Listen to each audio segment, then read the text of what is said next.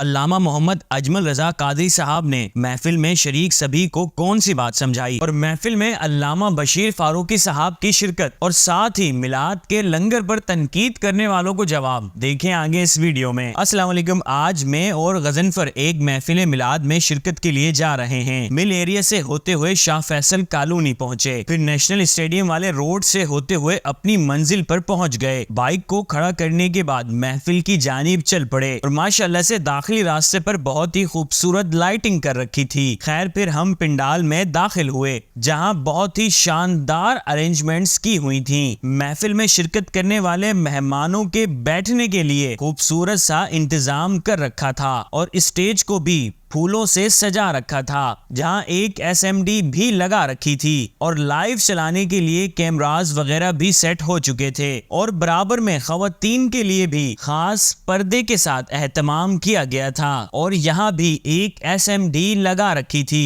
تاکہ خواتین بھی محفل کو دیکھ سکیں۔ اور اب مہمان آنا شروع ہو چکے تھے، جس کے بعد تلاوت کلام پاک سے محفل کا آغاز کیا گیا۔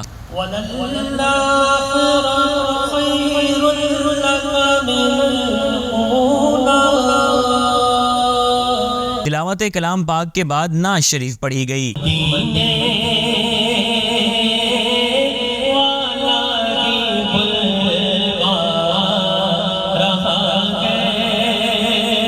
اور اسی دوران محفل میں سیلانی ویلفیئر کے بانی و چیئرمین جناب علامہ بشیر فاروقی صاحب بھی تشریف لے آئے اور ساتھ ہی ہمارے پیارے افضل بھائی اور امجد بھائی بھی محفل کا حصہ بنے۔ اور آپ کو یہ جان کر خوشی ہوگی کہ اس ملک میں اگر کوئی IT کے اسٹوڈنٹس بنا کر ملک پاکستان کا قرضہ اتارنا چاہتا ہے تو وہ صرف علامہ بشیر فاروقی صاحب ہیں۔ خیر پھر معروف ثناخواں جناب محمود الحسن اشرفی صاحب بھی محفل میں تشریف لے آئے اور اپنی خوبصورت آواز میں نعت شریف پڑھنا شروع کی۔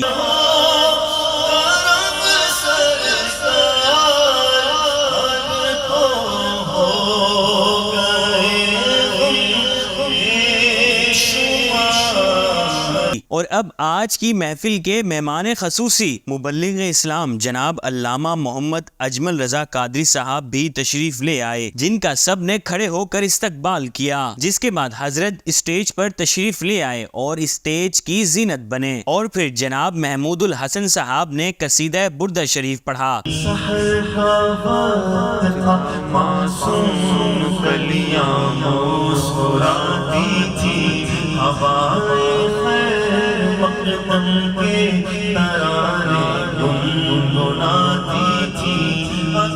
جبریل بھی کعبے پر سے اتنے میں صدا آئی۔ جس کے بعد علامہ محمد اجمل رضا قادری صاحب کو خطاب کے لیے مدعو کیا گیا اور حضرت کے خطاب کو محفل میں موجود تمام ہی نے توجہ سے سماعت کیا اور حضرت صاحب نے کسی بھی بات کو صحیح طریقے سے کس طرح کی جائے بہت ہی خوبصورت انداز سے سمجھایا۔ عارف رومی رحمۃ اللہ علیہ فرماتے ہیں کہ بات جب بھی کرے اسے چند سیکنڈ کے لیے اس لیے سوچ لینے کا کہا گیا ہے، کسی بھی بات کا صحیح طریقہ بھی اختیار کیا جا سکتا ہے، بات وہی ہوتی ہے۔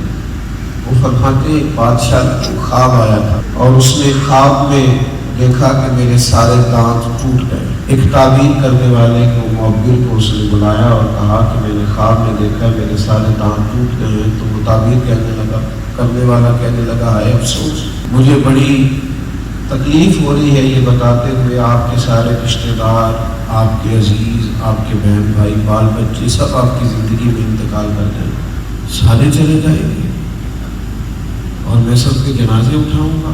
بادشاہ تھا، بعض چیزوں میں سوچا سمجھا ہی نہیں اور اس نے اس کو سزا دی، معاذ اللہ سخت سزا دی، یہاں تک کہ جان سے مار دیا، معاذ اللہ سے معاذ۔ کچھ دنوں کے بعد کسی نے کہا کہ ایک اور آدمی کی تعبیر بتاتا ہے، اس کو بلایا، بادشاہ سلامت نے اس سے کہا کہ میں نے خواب دیکھا ہے میرے سارے دانت ٹوٹ گئے ہیں۔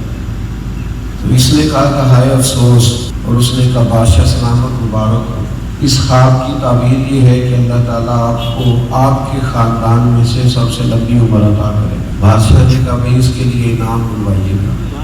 आल-फरूगी फरमाते हैं ताबीर दोनों ने एक ही बताई, लेकिन बात अगरचे बेसलीका हो कलीम, पर बात करने को सलीका चाहिए। क्या बात। कुछ लोग ठीक बात कर रहे होते हैं पर उनका बात करने का सलीका ठीक नहीं होता।